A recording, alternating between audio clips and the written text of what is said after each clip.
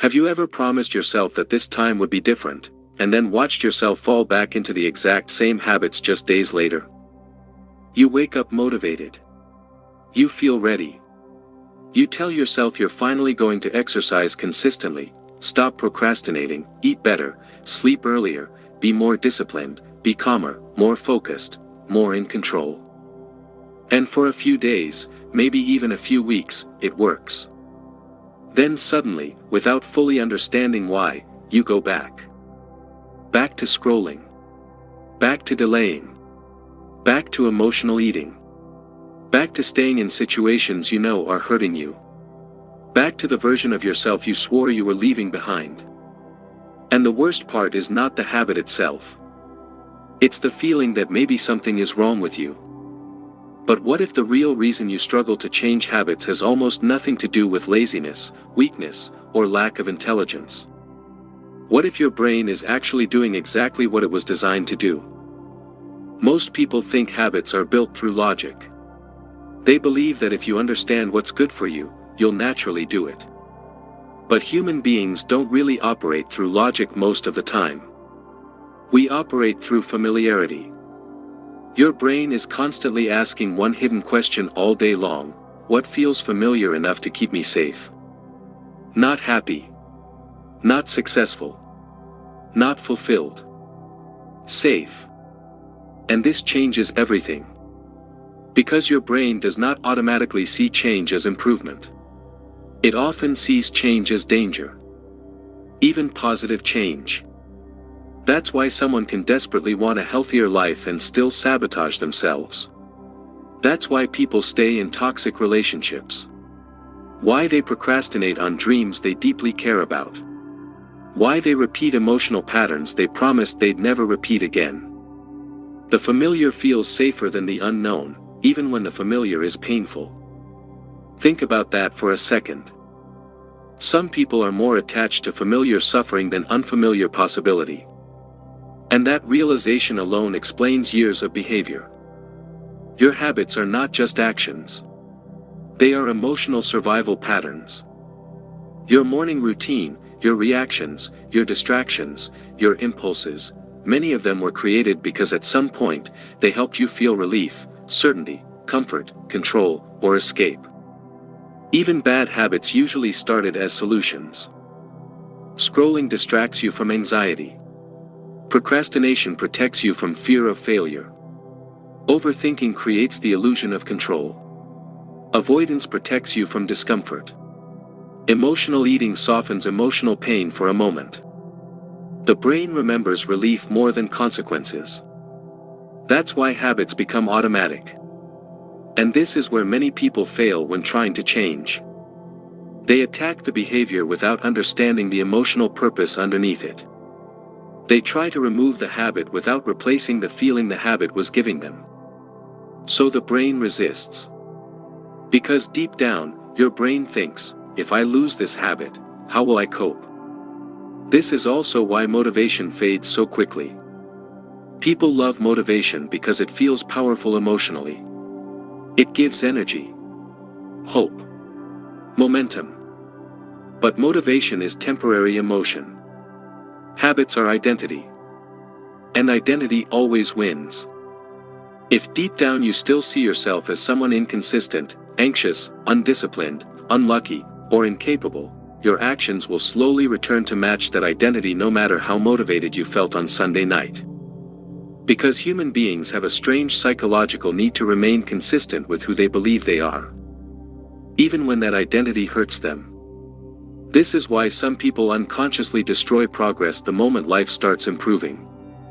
Because success can feel emotionally unfamiliar. Peace can feel boring to someone used to chaos.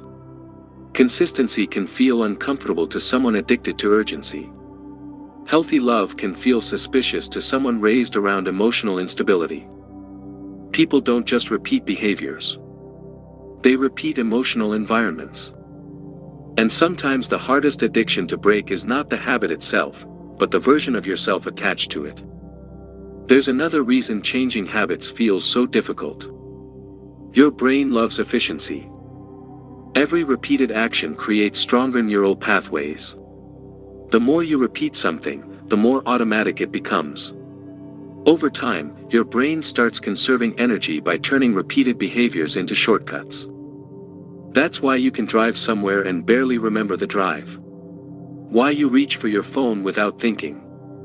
Why you react emotionally before logic even has time to arrive.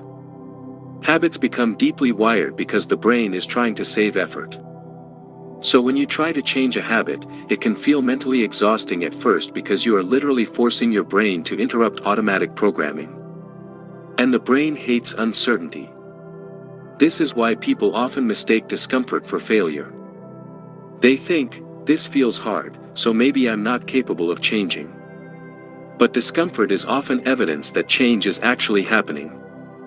Imagine someone who decides to start going to the gym after years of inactivity. At first, everything feels unnatural. Waking up early feels painful. The workouts feel uncomfortable. The routine feels forced. Why? Because the old identity still exists. Their brain still recognizes inactive person as familiar. The new behavior has not become emotionally normal yet. Most people quit in this stage.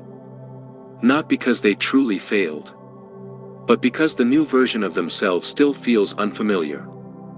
And human beings tend to retreat toward familiarity during stress.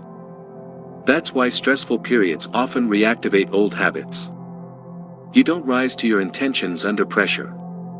You fall toward your conditioning. That sentence explains so much about human behavior. When people are calm, they imagine who they want to become. When life gets hard, they reveal what they've repeatedly practiced emotionally. This is why small daily actions matter more than dramatic temporary effort. Real habit change is usually boring, quiet, repetitive, uncomfortable, slow, not cinematic. Social media often shows transformation like a sudden breakthrough moment where someone completely reinvents themselves overnight. But real transformation usually looks like choosing differently hundreds of times before it finally feels natural. And there's something else most people never realize. Your environment silently shapes your habits more than your willpower does. If your phone is beside you constantly, distraction becomes easier. If you surround yourself with negative people, negativity starts feeling normal. If your environment is chaotic, your mind often becomes chaotic too. Humans absorb patterns from their surroundings faster than they realize. That's why changing habits sometimes requires changing environments, conversations, routines, and even relationships. Because some versions of you cannot survive in the environments that created them. And maybe one of the most painful truths is this. Sometimes you are not fighting the habit. You are fighting emotional exhaustion. Many people are not lazy. They are mentally overwhelmed, emotionally drained, disconnected from themselves. And exhausted people look for relief, not growth. That's why self-compassion matters more than people think. Not self-pity. Not excuses. Self-awareness.